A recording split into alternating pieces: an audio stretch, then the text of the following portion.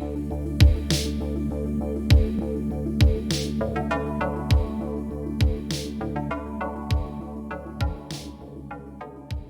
this is James from Tabletop Gaming Guild, and today we're going to look at the 2 to 5 player game Qwixx, published by Game Right Games. So let's go ahead down to the table here. I'm going to give you basically, I'm just going to go over everything of how this plays, and then we can come back and I'll give you my final thoughts.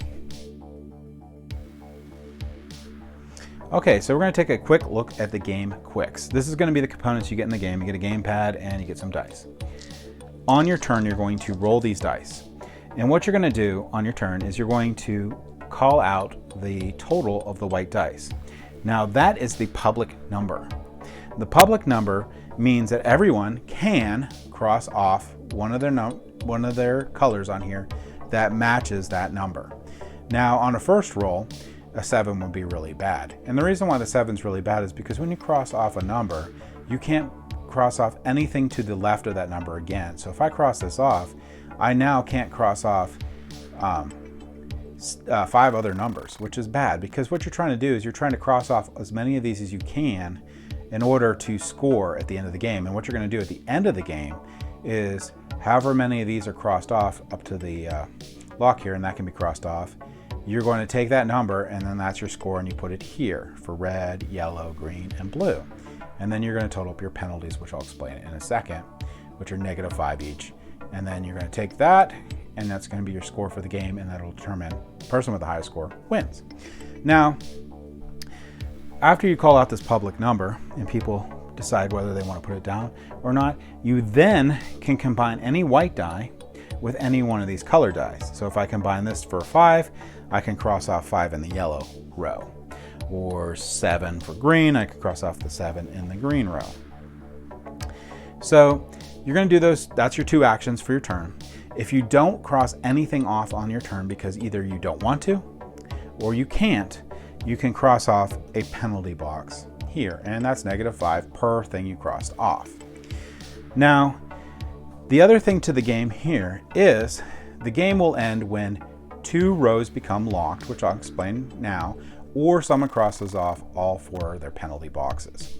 The way that one of these rows can be locked is first you have to have 5 or more crossed off to the left of the final number, and if the final number gets rolled, either with a public number or combining dice to make it, you can cross off this box. And when you cross off this box, you will also cross off the locks, and that will count as one of the numbers that you have crossed off here for your scoring at the end of the game. And what will happen is now, let's say I did the red die, now this red die is removed from the game and is no longer rolled. So no one can cross off anything for red. Once this happens twice, the game immediately ends during that turn. The same thing is if someone crosses off their last penalty box, the game immediately ends at that point, and you simply take your scores, like I said, and the person with the highest score wins.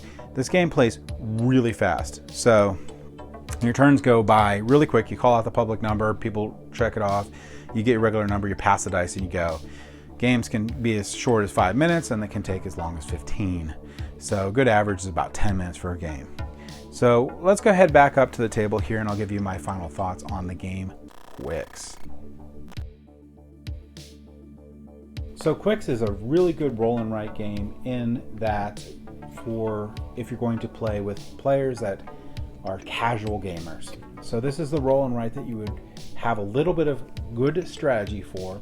You have to make meaningful decisions in the game with what you get. I like the fact that there's player interaction with the game with the white dice that get rolled, so you get the public number, and there's a lot of thought in when you're going to lock out your row, or are you going to try to get a couple more in there so you get your points higher.